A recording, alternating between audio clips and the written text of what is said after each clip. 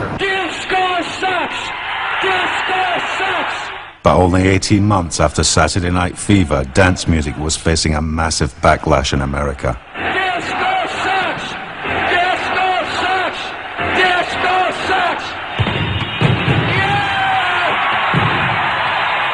Steve Dahl was blowing up disco records out at Comiskey Park and, getting all these rock and roll heads to join in. And, there was a huge backlash on disco music. This is now officially the world's largest anti-disco rally! In 1979, DJ Steve Dahl led an anti-disco campaign that struck a chord throughout suburban America.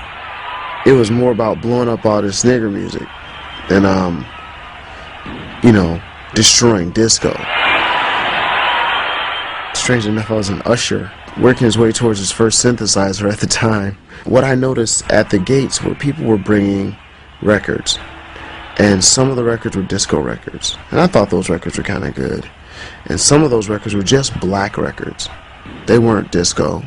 They were just black R&B records.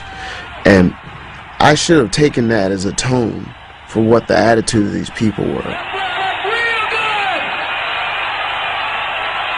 I know that nobody was bringing Metallica records by mistake. They might have brought a Marvin Gaye record, which wasn't a disco record, and that got accepted and blown up along with Donna Summer and Anita Ward, and so it felt very racial to me. Is it all over my face? Too black and too gay for middle America, disco went out of fashion as quickly as it began. I'm in love dancing.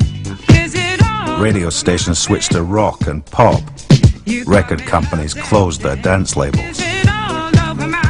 Steve really hurt the dance music business. I mean, back in the day during the disco era, it was amazing the amount of music we were getting and the popularity of disco music.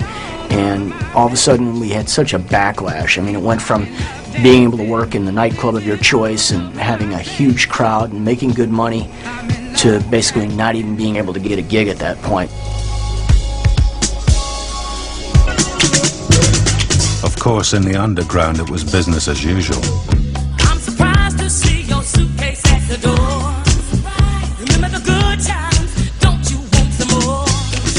It's not a perfect love, but I'll defend it, 'cause I believe in what God intended. In 1977, club promoter Robert Williams brought a young DJ from New York to play at his new club, The Warehouse.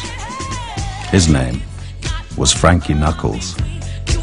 Because of Frankie's music style, no one could touch him at that point. I'll be right there. Yes, I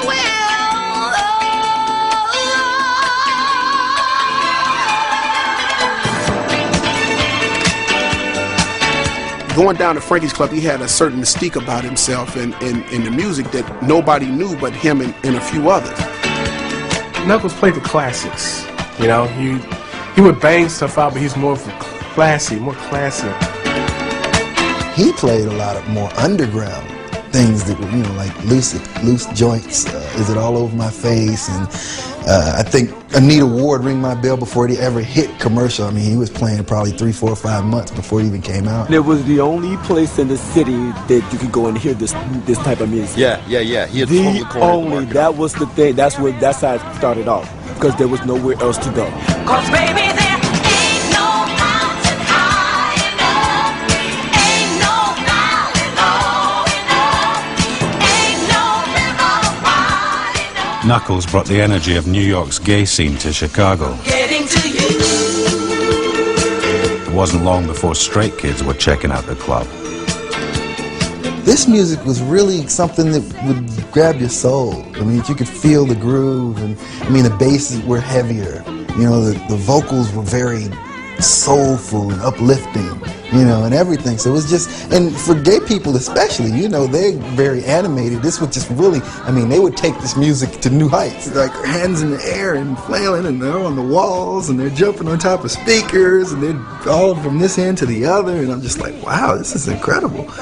you had never seen, you knew that there were gay people around, you knew that they partied, but you had never seen like two guys kiss in front of you.